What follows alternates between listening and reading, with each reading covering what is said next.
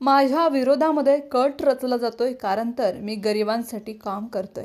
मंत्रालयात sting operation सुरू आहे, असा खळबळजनक दावा मराठा आंदोलक मनोज जरांगे पाटील यांनी केला. हिंगोलीच्या कामठा फाटा येथे आयोजित शिवजयंतीच्या कार्यक्रमात बोलताना जरांगे पाटील यांनी हा आरोप केलाय. मात्र आपणही काही कमी नाही असं म्हणत जरांगे पाटील यांनी नाव न घेता इशारा दिलाय. मात्र मनोज जरांगे पाटील यांच्या दाव्याने एकच खळबळ उडाली असून त्यांचा रोग हा कोणाकडे आहे हे पाहणं महत्त्वाचं ठरणार आहे. येत्या 4 ते 5 दिवसांमध्ये फार मोठा कट हा मुंबई इथे रचला जातोय. त्यात एका महिलेचा देखील समावेश आहे. तेथे तर स्टिंग ऑपरेशन सुरू आहे.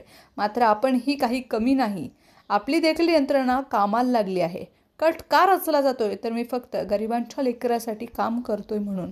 मात्र आपल्यावर काही फरक पडत नसल्याचं मनोज जरांगे पाटील यांनी सांगितलं. हिंगोलीच्या कामठा फाटा येथे शिवजयंतीनिमित्त आयोजित कार्यक्रमामध्ये ते बोलत होते. तूच म्हणतो मोठं होऊन द्यायना, तूच म्हणतो ना मोठं होऊ द्यायना, म्हणजे बोलायला तुम्हीच. आता तर लय मोठं सापडलंय मला, बोलून नाही दाखवता कारण लाईव्ह आहे. असा मोठा विषय सापडला आता. 1 फेब्रुवारी 6 फेब्रुवारीच्या मध्ये मुंबईत काय भयानक कट शिजलाय पुन्हा माझ्या विरोधात.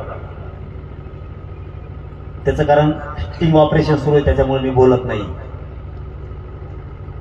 बेट्या त्याला म्हणा एवढी यंत्रणा आपली बी डेंजर आहे ना, तो पुरी यंत्रणाच कोलमडली मी टोटल.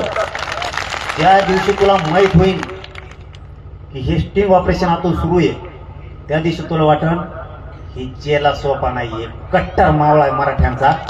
त्या दिवशी कळण तुला, आता कळणार नाही. कारण मी बी बुडात हात घालून पूर्ण माहीत काढली. ह्या 6 दिवसात मधल्या काय कट रचलाय, मुंबईत काय कट रचला, मंत्रालयात काय रचला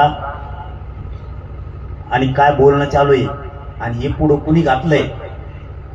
कारण त्याच्यात आणखीन 6 ते 7 दिवस नाही झालं तर आणखीन 15 दिवस जातील. त्याच्यामुळे मी ते ओपन करत नाही.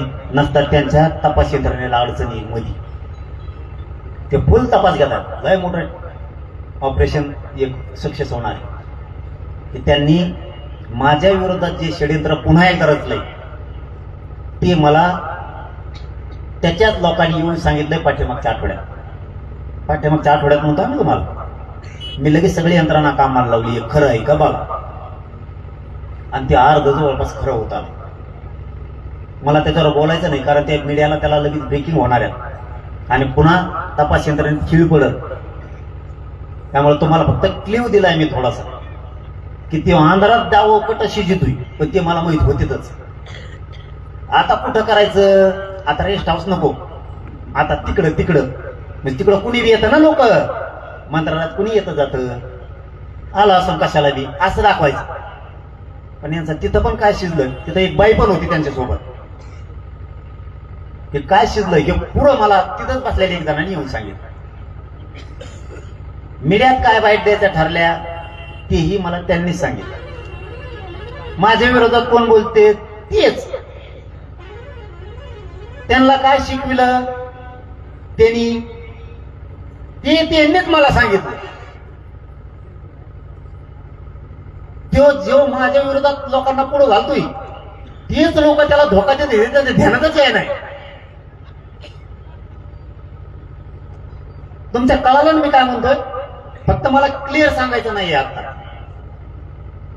कारण आतून गृह मंत्रालय कामाला लागलंय.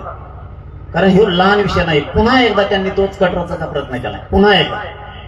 पण तो मला आधीच माहित झाला, मी सांगून टाकला. कारण ते जवळ तपास आलाय म्हणून मी आता काढलं नाही. मी 7-8 दिवस झाले मला माहित झालं, मी सांगितलं नाही.